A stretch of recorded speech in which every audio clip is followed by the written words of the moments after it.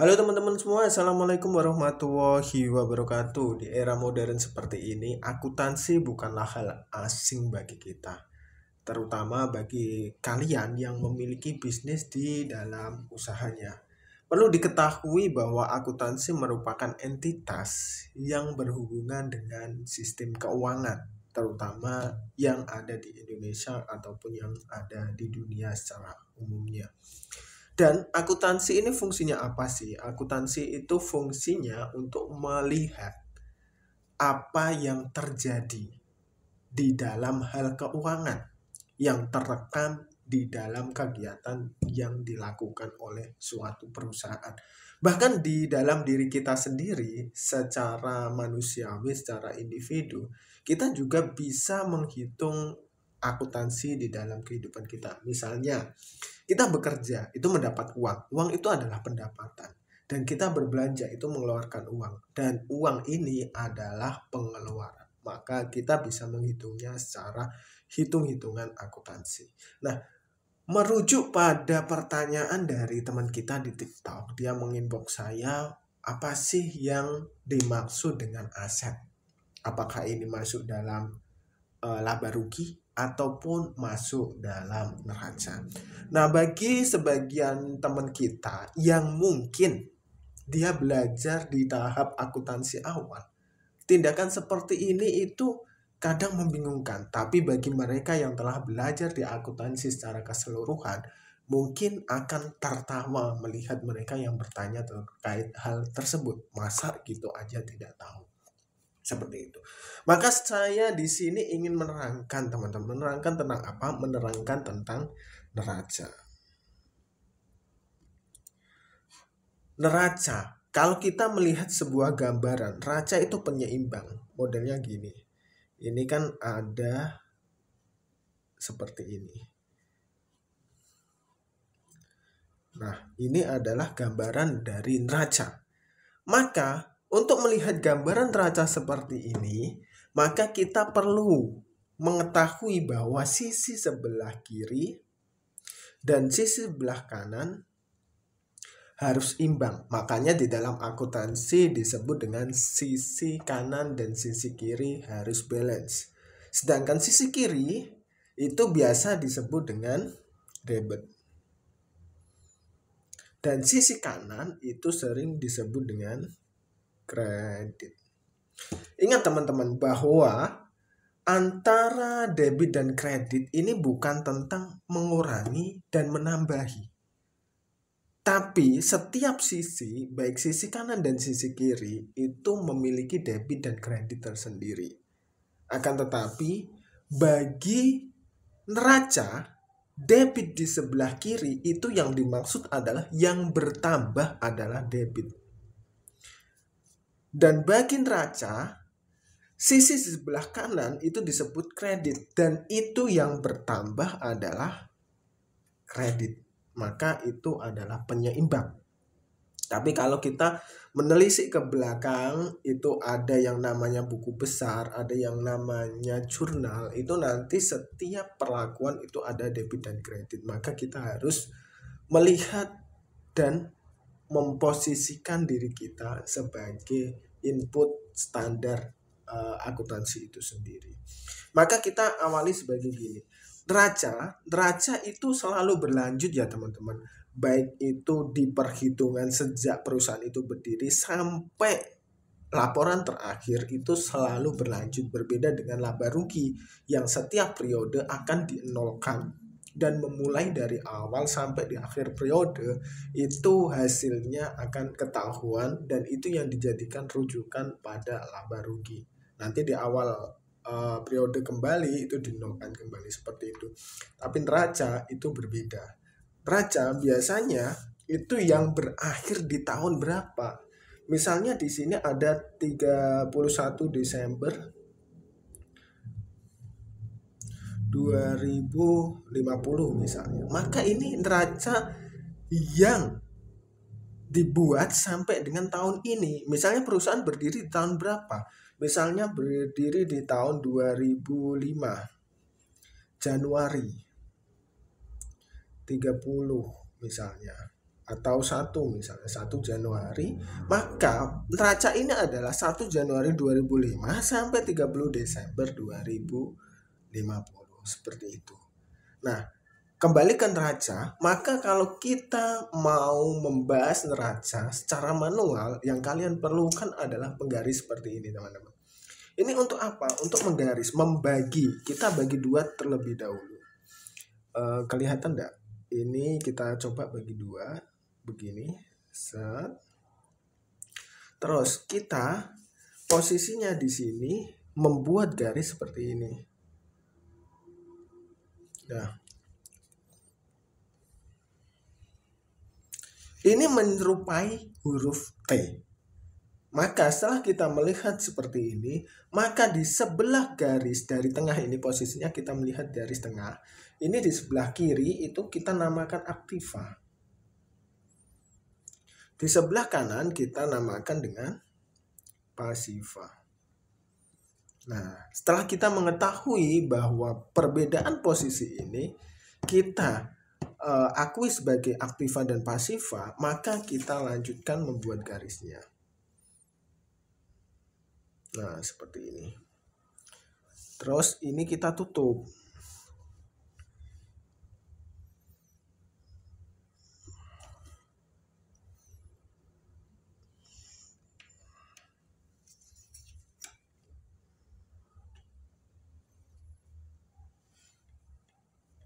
Setelah kita tutup seperti ini juga kita tutup, teman-teman.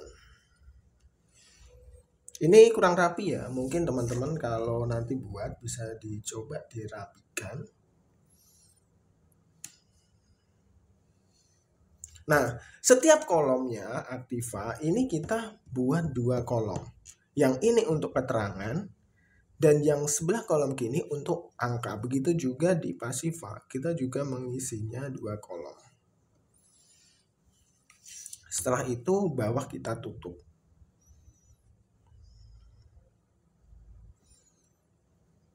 Bawah kita tutup. Terus kita tutup seperti ini. Nah, seperti ini, teman-teman. Ini sudah masuk dalam aktiva dan pasiva. Ingat, apa itu aktiva? Aktiva adalah harta yang dimiliki oleh perusahaan. Ini kita sebut dengan harta. Harta itu adalah harta yang diolah ataupun harta yang menjadi aset perusahaan. Terus yang sebelah kanan ini adalah yang namanya kewajiban plus modal. Maksudnya apa? Harta itu harus sama dengan sumber dari harta tersebut. Kewajiban itu apa? Kewajiban itu biasa disebut dengan utang. Terus modal itu apa? Modal adalah sumber dana selain dari hutang. Contohnya apa? Contohnya adalah modal pemilik. Contohnya adalah saham. Contohnya adalah hibah. Contohnya adalah laba tahun sebelumnya. Ini adalah modal. Dan nanti kalian akan menemui hal-hal yang terkait dengan hutang, dengan modal, dengan harta. Ini sesuai dengan perusahaan masing-masing. Tidak mungkinlah perusahaan misalnya bergerak di bidang jasa itu memiliki stok produksi, itu tidak mungkin. Terus perusahaan yang bergerak di bidang misalnya penjualan barang, itu tidak mungkin dia memiliki persediaan bahan baku, tidak mungkin. Pasti dia berisinya stok barang seperti itu. Maka ini nanti terkait dengan masing-masing perusahaan sendiri, dia bergerak di bidang apa dan fungsinya seperti apa, isinya seperti apa, nanti tergantung perusahaan masing-masing. Oke, setelah kita melihat aktiva dan pasiva, kita mulai membagi. Ketika kita melihat aktiva atau harta yang berada di dalam aktiva itu terdiri apa? Kita bagi dulu menjadi 2. Yang pertama adalah harta yang berputar, digunakan untuk proses produksi. Ini disebut dengan aktiva lancar. Sini kita tulis aktiva lancar. Lawannya apa? Lawannya harta yang digunakan untuk produksi. Lawannya adalah harta yang tidak digunakan untuk produksi. Dalam artian, walaupun ini digunakan sebagai perlengkapan untuk menghasilkan produk, tapi perhitungan dari nilai barang tersebut itu tidak langsung dimasukkan ke dalam perhitungan untung dan rugi. Dia dimasukkan itu dalam jangka waktu yang bertahap. Misalnya gudang. Membangun gudang itu kan dalam 1 tahun, tidak mungkin menjadi akumulasi pengurang dari kerugian perusahaan. Tapi dia akan menjadi akumulasi modal yang dihitung selama, tergantung. Ada yang 10 tahun, ada yang 20 tahun, tergantung metode penilaian dari barang tersebut. Ini yang biasa disebut dengan aset. Makanya setelah aktiva lancar, maka berikutnya adalah aktiva tidak lancar.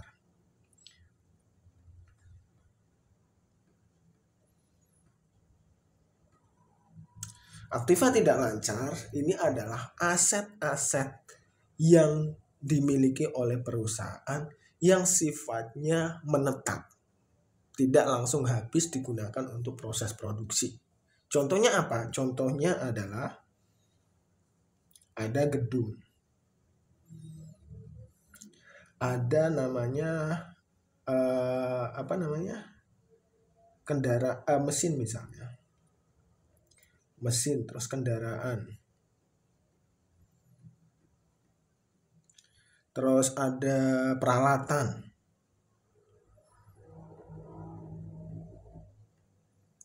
dan lain sebagainya.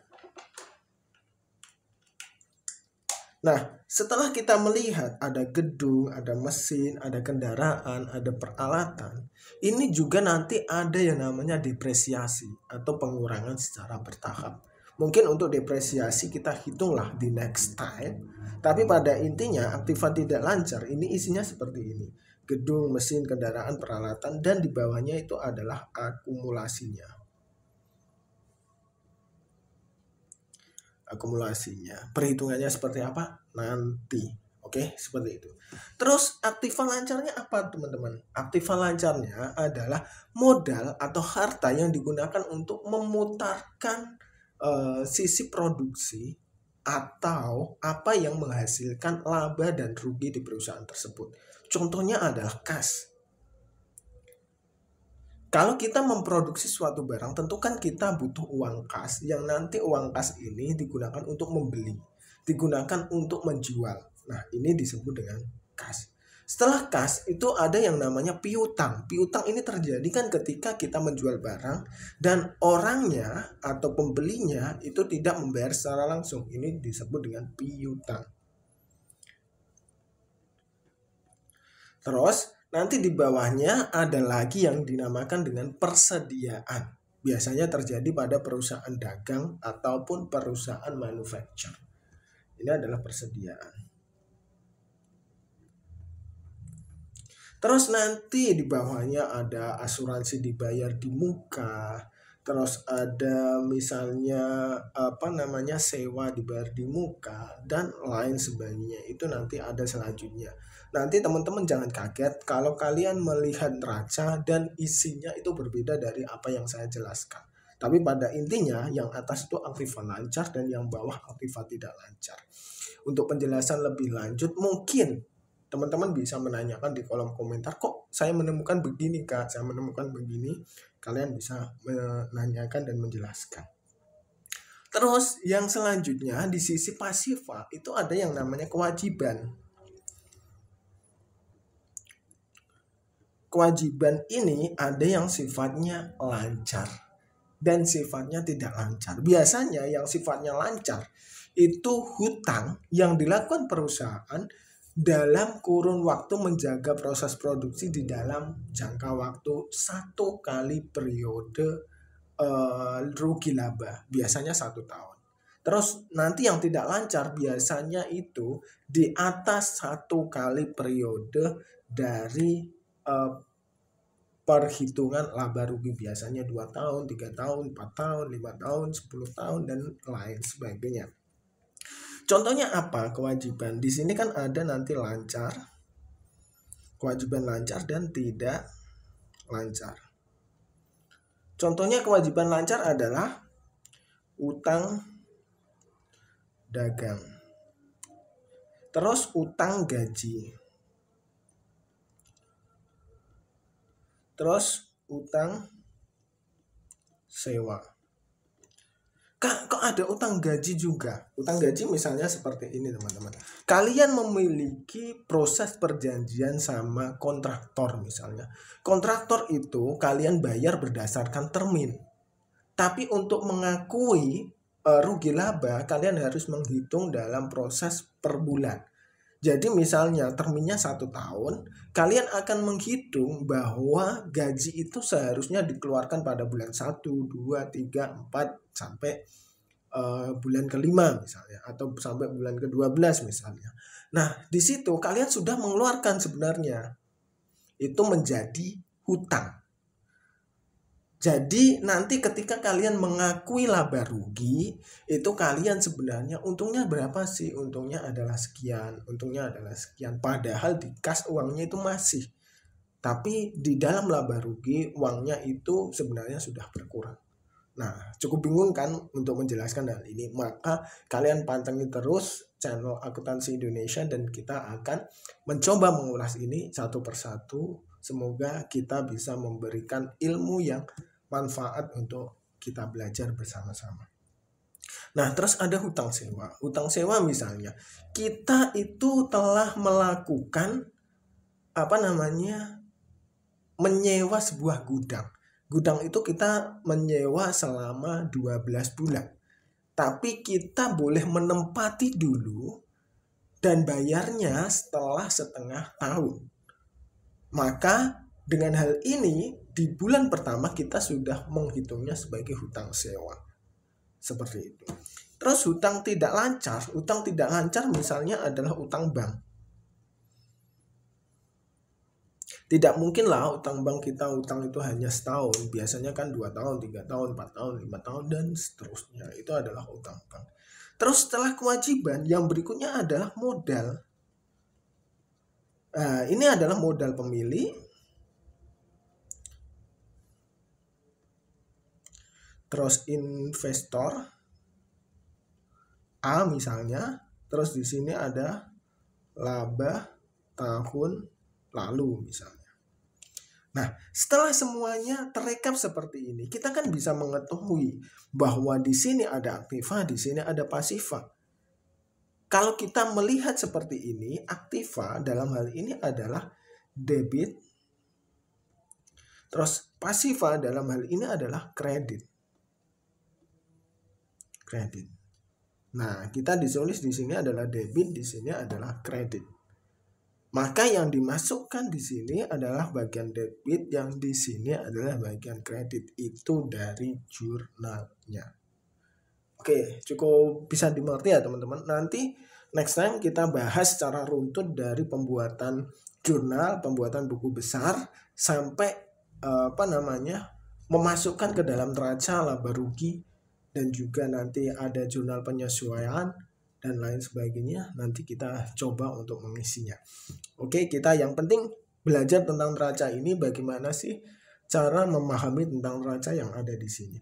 Oke, di sini kas kita umpamakan kita memiliki uang 9.500. Terus piutang kita umpamakan 16.100. Terus nanti ini ada persediaan, kita umpamakan menjadi 41.800.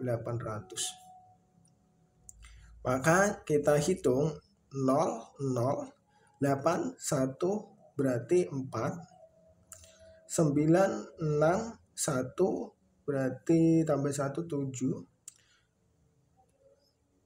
4, 5, 6. Ini adalah jumlah dari aktiva lancar. kita masih harus menghitung yang berada di sini. Yang berada di sini, gedung misalnya ada 80.000. Terus nanti mesin berapa? Terus ada kendaraan berapa? Misalnya kita tidak punya mesin. Terus kendaraan tidak punya. Peralatan tidak punya. Nah, ini ternyata akumulasi gedung ini adalah sudah mencapai 24.000. Totalnya berapa berarti? Totalnya adalah 56. Nah, ini kita jumlah bagian sini. Bagian yang kita tandai dengan bintang ini ya, teman-teman. Nah, ini kita tandai. Berarti ada 67.400 sama 56.000. Berarti 1, 2, 3, 400. Nah, syaratnya ya.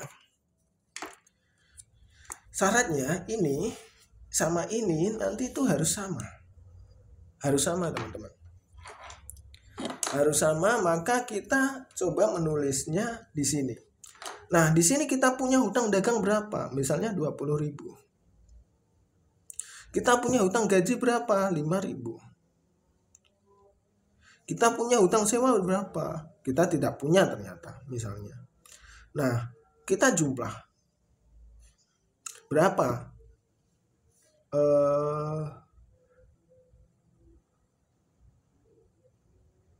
20 sama 5.000. Misalnya utang bank ini kita tulis 4.000 lah katakan.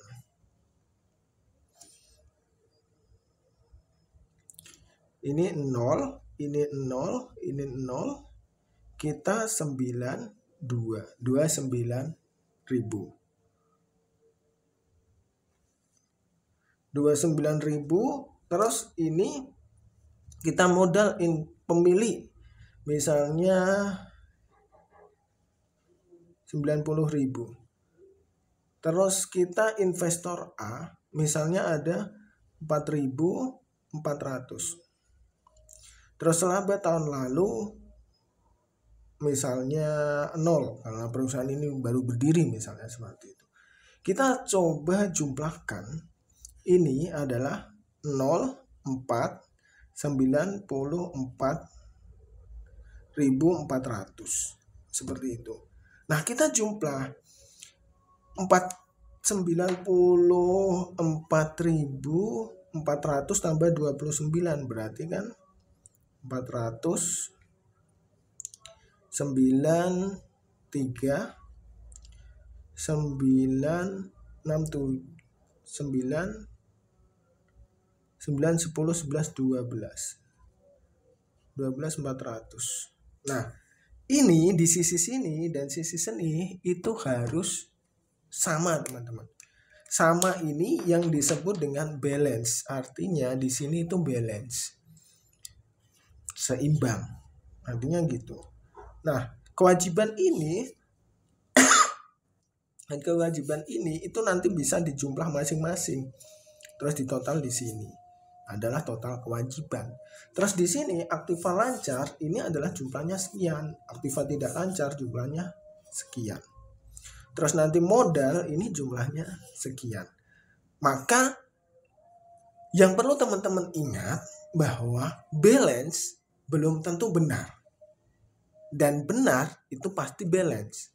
Teman-teman harus memperhitungkan itu. Dan jika teman-teman nanti pada intinya ketika teman-teman ketinggalan ada huruf 100 rupiah, kalian harus mencermati satu persatu. Makanya kalau hitung-hitungan dalam akuntansi dari awal kalian harus sudah membahasnya secara benar, memasukkannya sudah benar. Kalau perlu hitung-hitungannya itu, makanya di dalam era modern seperti ini, hitung-hitungan dalam akuntansi terutama neraca dan laba rugi itu dibantu dengan elektronik. Dalam hal ini adalah komputer, dalam hal ini adalah kalkulator. Tapi kalkulator kan kadang salah. Komputer misalnya di input manual pun, misalnya pakai Excel itu kadang juga salah. Makanya sering kali menggunakan media komputer yang di situ ketika ada input nanti ada balance, pemeriksaan kembali. Sudah benar belum? Nah, ketika dijumlah itu di total akhirnya itu udah benar, maka dia baru di enter.